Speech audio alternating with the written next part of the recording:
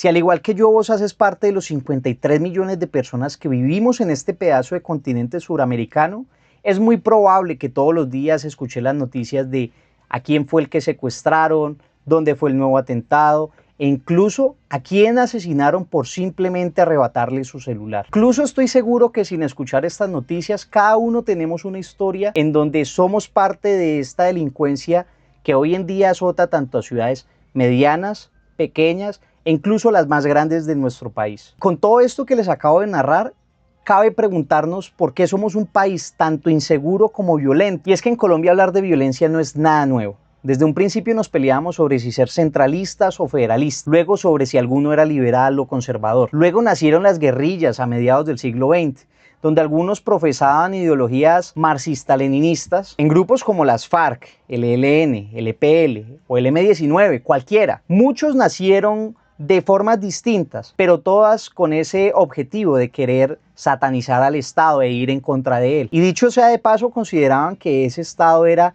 ilegítimo e ineficiente. Luego se empezaron a pelear entre guerrillas y paramilitares, que lo que profundizó fue una violencia en la que si eras guerrillero, pues entonces tenías que ser acabado desde un frente paramilitar. Luego Colombia se inundó de coca, marihuana y demás drogas que trajeron el boom del narcotráfico, donde carteles como el cartel de Cali o el cartel de Medellín se peleaban por quién era el que mandaba la parada dentro de nuestros territorios. Y es que en Colombia fuimos el país que movíamos el 90% de la producción de cocaína a nivel mundial. Esto a su vez desarrolló un sistema en el que las grandes ciudades se iban cooptando de delincuencia, principalmente venía financiada por esos dineros que iban colocando el narcotráfico en nuestro país. De toda esa retahíla que acabo de contar, llegó un momento en el 2016 donde más o menos empezábamos a darnos cuenta de que este cuento de las guerras podía ser evitable. Y es que luego de largos años de conversaciones con la guerrilla más antigua del mundo, e incluso con un plebiscito en el que los colombianos dijeron no a ese acuerdo de paz, se le ponía fin a la guerra más larga con guerrillas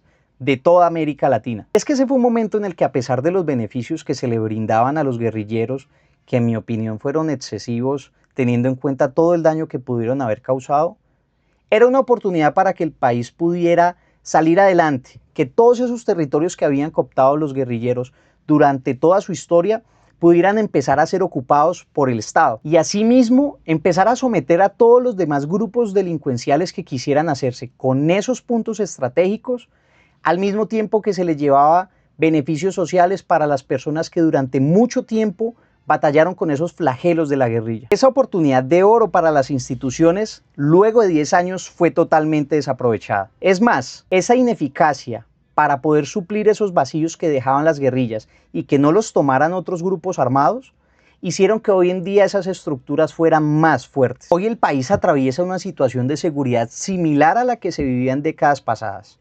La tasa de homicidios no se ha logrado reducir significativamente, el secuestro extorsivo se ha casi triplicado en el 2020, el terrorismo entre 2022 y 2024 ha ascendido en un 52%, que en desarrollo de una violencia política prominente, en 2025 dejó el asesinato del ex senador y precandidato presidencial Miguel Uribe Turbay. Y en general en nuestro país ha venido habiendo una expansión lenta pero sostenida de esos mismos grupos armados que, a punta de reclutar menores y de copar los campos con cultivos de coca, que en últimas es su fuente de financiación, prolongan esta guerra que muchos quisiéramos que se acabara pronto. Y es que, como un dato muy importante, hoy en día no nos enfrentamos a unos grupos armados como en el pasado, ideológicos, marxista-leninista, con ideales, principios, que tal vez esa gente no los tenía. Hoy en día nos enfrentamos a gente especializada en el delito, que sabe lo que hace y sabe por lo que va. Esta gente no se anda con rodeos políticos ni nada parecido.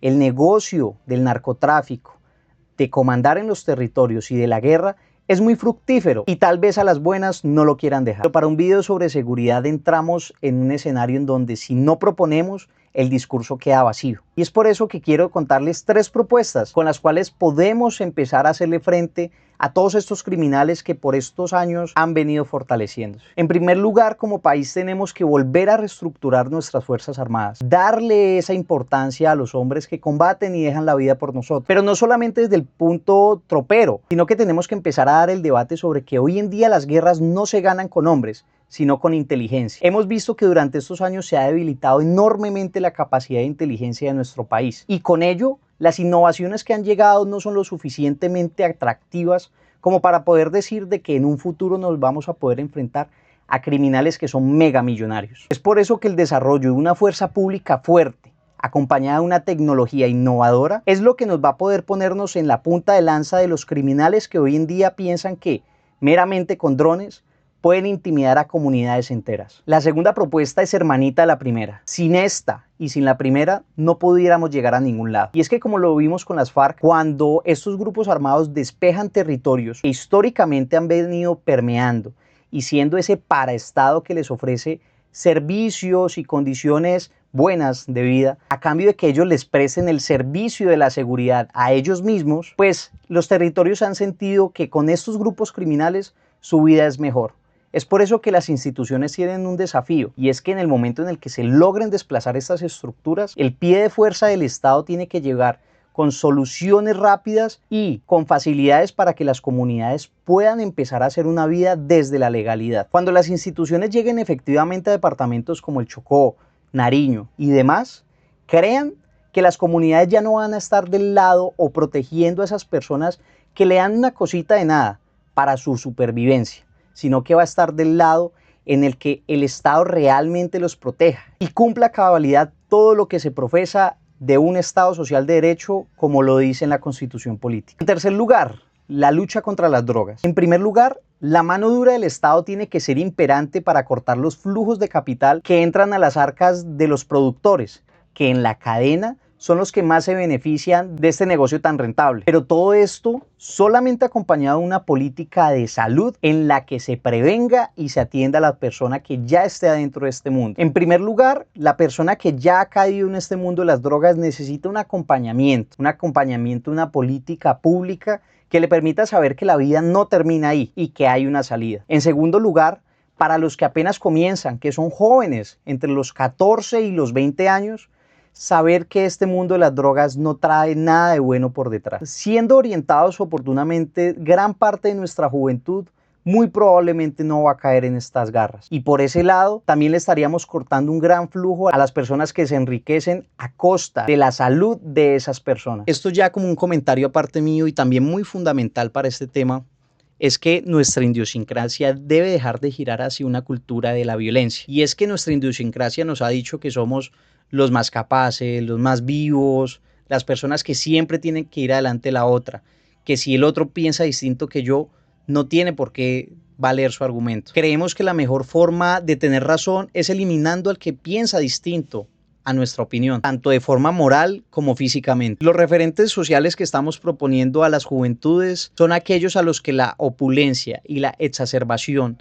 de la riqueza rápida y momentánea les hace pensar que la vida se basa en ser exitoso muy rápido, y la verdad es que no lo es. La idiosincrasia del colombiano se ha convertido en algo problemático y tal vez es un debate que todavía no nos hemos dado cuenta que tenemos que dar. Para terminar, quiero decir que Colombia va a dejar de ser un país violento el día que reconozcamos nuestra relación con la violencia. Y además, estemos liderados por personas que realmente piensen en nosotros y no en los intereses de los que históricamente han querido hacernos daño.